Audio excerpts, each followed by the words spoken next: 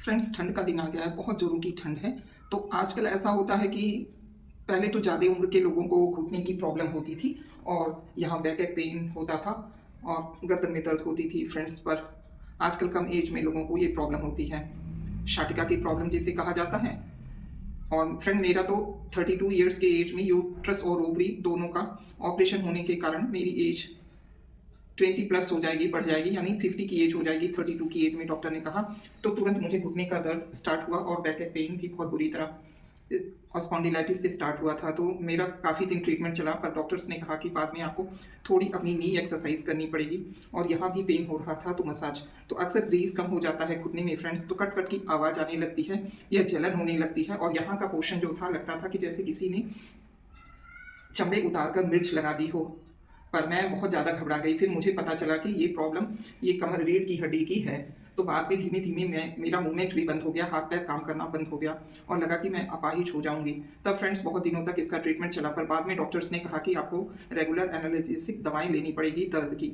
तब उसी में से एक डॉक्टर ने मुझे बताया जो नुस्खा, उसको मैंने अपनाया फ्रेंड्स। और आज ठंड हो चाहे कोई भी मौसम हो, जरा सा भी मुझे दर्द नहीं होता।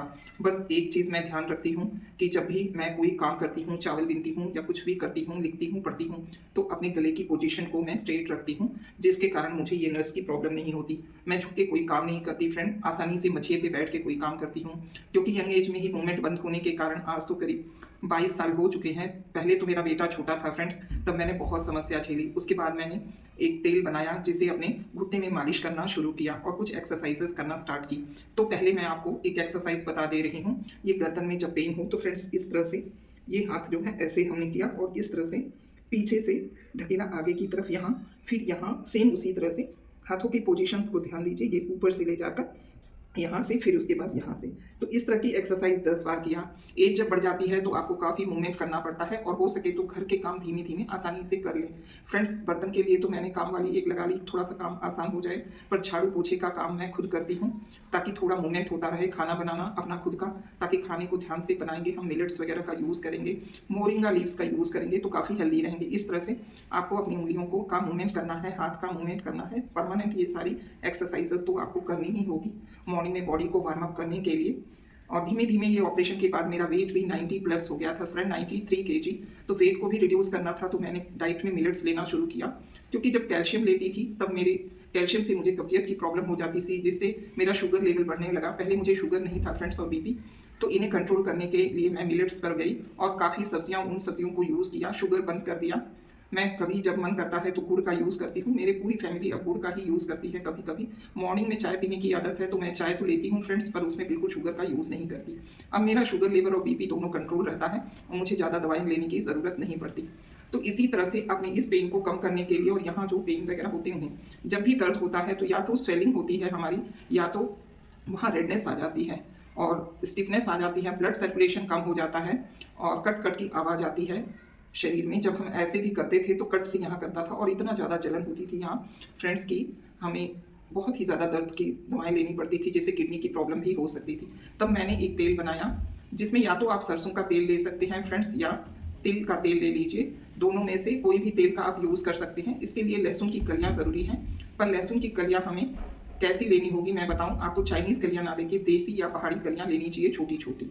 आप जानते हैं कि सरसों के तेल में जो हमारे तत्व होते हैं, बॉडी को जब तेल हमारा गर्म होता है और उससे रगड़ते हैं तो वहाँ गर्मी पैदा होती है, जिससे हमारी हड्डियों के अंदर वो थोड़ी सी गर्मी जाती है। और लहसुन जो है एनाल्जेसिक होता है, सल्फर की मात्रा जल्दी ज़्यादा होने के कारण ये पेन को भी रिलीफ रखता है पेन से हमें। हल्दी है, वो भी एंटी इन्फ्लेमेटरी है और उसके साथ एंटीबायोटिक भी है, तो हल्दी भी लेंगे।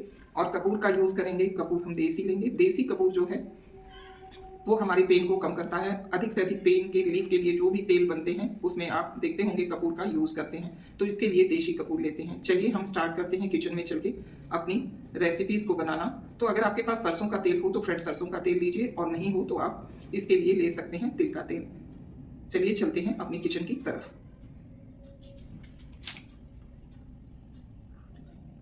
फ्रेंड, इससे पहले आपको मसाज करने का भी तरीका बता दूं फ्रेंड्स। जैसे ये हमारे घुटने हैं, तो घुटनों को जब हम मसाज करें, तेल तो बाद में बनाएंगे, उसके पहले ये ऐसे लेंगे हम धीमे धीमे, इसे इस तरह से फ्रेंड यहाँ से साइड से मसाज करेंगे घुटने को, और बाद में हम इस तरह से लेंगे तेल और यहाँ से ऐसे करेंगे। बहुत धीमे धीमे करिएगा फ्रेंड्स।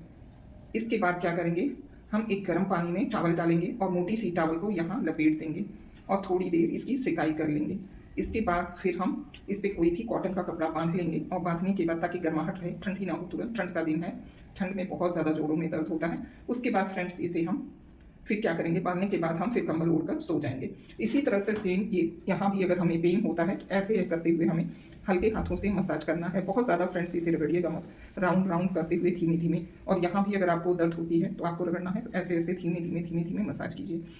अगर हो सके तो मसाज अगर मॉर्निंग में कर रहे हैं तो धूप में करके बैठिए, तो विटामिन डी का एब्जॉर्प्शन होगा जिससे हमारे शरीर में होने वाले दर्द होंगे। आजकल तो कम एज में ही ये सारी प्रॉब्लम्स होती हैं, तो इस तरह से हम इससे छुटकारा पा सकते हैं। फ्रेंड्स मुझे बहुत ज़्यादा प्रॉब्लम थी और अब मुझे बिल्कुल नी की प्रॉब्लम है ही नहीं, मुझे कोई दर्द ही नहीं होता है। और एक एक्सरसाइज और करनी चाहिए फ्रेंड्स, तो मैं आपको पहले बता दूँ। तो यहाँ हम पकड़ेंगे और इस तरह से अपने पैरों पे आधा केजी वेट डालेंगे यहाँ, और उसके बाद इस तरह से हम धीमे धीमे 50 से 100 बार इसका मूवमेंट करेंगे। बहुत स्लो, पहले 20 से 25 बार, उसके बाद 30, फिर 35, फिर ऐसे करते हुए 100 कीजिएगा। तो ये जो हड्डियाँ हैं ये मूवमेंट धीमे धीमे करने लगेंगी, उसके बाद पूरी तरह से ठीक हो जाएगा और घुटने की ग्रीस भी अपने आप पूरी तरह से कवर कर लेगी। इसके लिए आप ओमेगा 3 फैटी एसिड्स का यूज़ कीजिए और चिया सीड का भी। तो ये तिल है, इस तिल का ही तेल निकलवा के लिया है बाजार से, या काले वाले तिल को ये दिखा रहे हैं हम।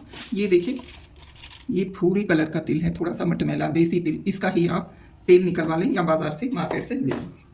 ये है तेल, और चक्की से मैंने जो है फ्रेश तेल पिरवाया था, ये है इस तरह का सरसों का। इसमें लिया है 1 चम्मच हल्दी और लिया है थोड़ी सी कपूर। कपूर देसी है फ्रेंड्स, जो पूजा वगैरह में यूज़ करते हैं। और ये है लहसुन की कलियाँ। तो लहसुन की कलियों में इस समय इस तरह से आ गए हैं, देसी कलियाँ लीजिए फ्रेंड्स। आप चाइनीज़ बिल्कुल मत यूज़ कीजिएगा। ये देखिए मोटी मोटी चाइनीज़ कलियाँ हैं, ये देसी कलियाँ हैं। तो चाइनीज़ नहीं यूज़ करके हम देसी कलियाँ यूज़ करेंगे। इसे हम पहले इस तरह से लेंगे और इसे ले लिया, मैंने धो रखा है पहले से इतनी कलियाँ, और इस कलियों को हम इस तरह से छील लेंगे। ये देखिए कलियाँ, ये हम इस तरह से इन्हें छील कर फिर काट लेंगे। आप तो इसके गुणों से वाकिफ़ ही हैं। सर्दी हो, जुकाम हो, या सीने में दर्द वगैरह हो, या किसी भी तरह की पेन हो, तो आप अक्सर कपूर डालकर, हल्दी डालकर ये तेल बच्चों को मसाज कर दें तो भी बहुत ज़्यादा फ़ायदा हो जाएगा घुटने के दर्द के लिए भी। तो ये तेल इस तरह से अगर आप जाड़े के दिन में बना के रखेंगे तो ये तेल ख़राब नहीं होता है फ्रेंड्स, एक बार ट्राई कीजिएगा। चलिए इस तरह से करते हुए पहले मैं लहसुन छील लूँ। और आप तो जानते हैं पुराने ज़माने में जब दर्द होता था तो हल्दी और गुड़ लगा दिया जाता था, और या कोई चोट लगी होती थी तो हल्दी वाला दूध पिला दिया जाता था, तो दर्द या स्वेलिंग, ब्लड का जमना, सारी चीज़ें ख़त्म हो जाती थी। तो चलिए पहले हम लहसुन को छील लेते हैं, फिर आगे बताते हैं कि क्या करेंगे। आप इसे खलपट्टे में कूट सकते हैं या इसे पतला पतला काट सकते हैं। कूट देंगे तो इसका रस आसानी से निकल जाएगा। मैं थोड़ा सा आपको इस तरह से छील कर दिखा रही हूँ ये। और इसके लिए हम, जैसे हमने 50 ग्राम लिया है लहसुन, तो हम लेंगे 100 ग्राम तेल। अगर 25 ग्राम लहसुन लिया है तो 50 ग्राम तेल, आधी क्वांटिटी लहसुन की होनी चाहिए। फ्रेंड लहसुन कूटने से पहले हम इस तरह से खल के अंदर इसे कूट ले रहे हैं कपूर को, ताकि कपूर का बारीक पाउडर बना दें।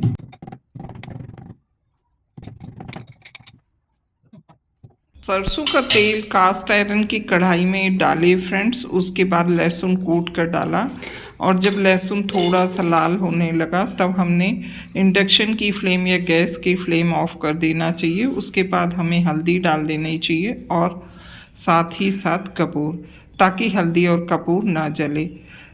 पहली क्लिप हमारी मिस हो गई थी फ्रेंड्स, तो तैयार करते हुए आपको नहीं दिखा पाए। तैयार हो गया है, अब आपको दिखा रहे हैं मसाज करने का तरीका। कभी कभी अंगूठों की जॉइंट्स में दर्द होता है या हाथ की जॉइंट्स में दर्द होता है। साथ ही साथ मैंने आपको पैर के और अपने बाकी कोहनी में दर्द होने को बताया था मसाज करने। हल्के हाथों से करिएगा, बहुत ज़्यादा मत रगड़िएगा।